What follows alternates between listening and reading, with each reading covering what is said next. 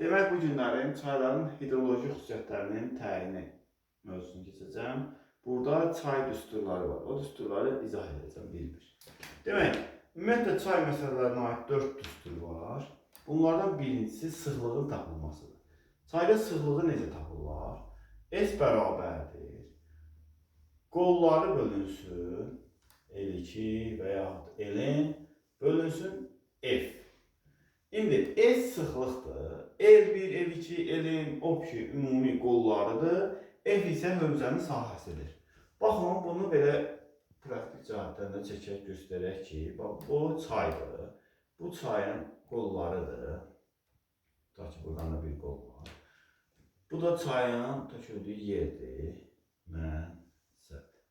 İndi fikir verin, çay qolları ilə birlikdə müəyyən bir sahədə yerləşdi.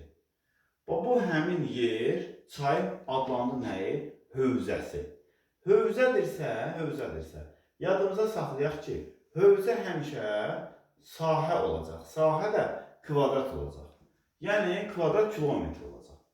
Uzunluğu isə kilometr olacaq. Yəni, bu məsələlərin axırında fikir vermək lazımdır ki, kilometr bölünmüş kilometrin kvadratı olacaq. Variantlarda da göstəriləcək. Bu birinci düstur. İkinci düstur. Çayda düşməni tapmaq. Yəni, çay necə düşür? Düşmə. Məsəl üçün, çayın başladığı yeri nə deyilir? Mənbə. Mənbə. Töküldüyü yerə nə deyilir? Mənsəb. Mənsəb. Mənbə ilə mənsəb arasındakı fərq çayın düşməsidir. Məsəl üçün, bir dənə çay deyil, Araz çayı. Araz çayı başlayır 2990 metr hündürlükdə. Araz çayı tökülür -11 metr Sabirabadda kürə. Sabirabadda -11 metr. Demək, düşməni necə tapacağıq? Mənbədən 2990-dan çıxacam mənsəbi -11. 2 dənə mənfi olacaq 3001 metr. Bu çayın düşməsidir. Yəni, çay bu qədər ərazini düşdü. Bu ikincisi, bu sadə idi. Üçüncüsü, çayın meyliliyinin tapılması. Meylilik M bərabərdir. D bölünsün L. Artıq L-i bilirik ki, L hərfi uzunluqdur. L uzunluqdur. M meylilikdir, D ilə düşmədir. Və burada düşmə necə oldu? Metrlə oldu. Uzunluq necə oldu? Kilometrlə oldu. Və salam. Cavablarda çox vaxt olacaq metr bölü kilometr. Bundan da tapa biləcəksiniz. Bəzən də santimetrdən istifadə oluna bilər. Onda metri santimetrə çevirib tapa bilərsiniz. Dördüncü isə çayın su sərfidir. Su sərfi necə tapılır? Su sərfi. Su sərfi bərabər olacaq nəyə? N kəsiyi vurulsun surətə. Yəni, çayın su sərfi N kəsiyi vurulsun surət.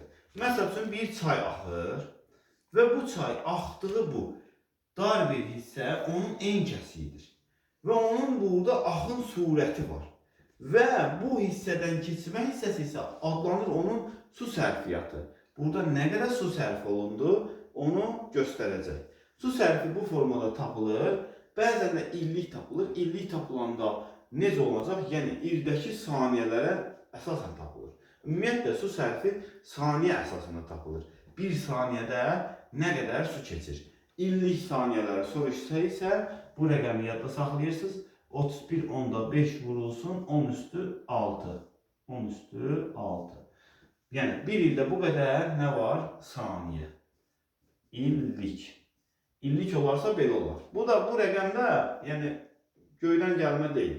Bu rəqəmin çıxması var. Bir ildə neçə gün var? 365 gün. Belə deyil. 365-i vurublar. Neçə saat var? 60, daha doğrusu 24 saatdan ibarətdir. Vurublar 60-a, təxminən eyni rəqəm alıblar. Belə.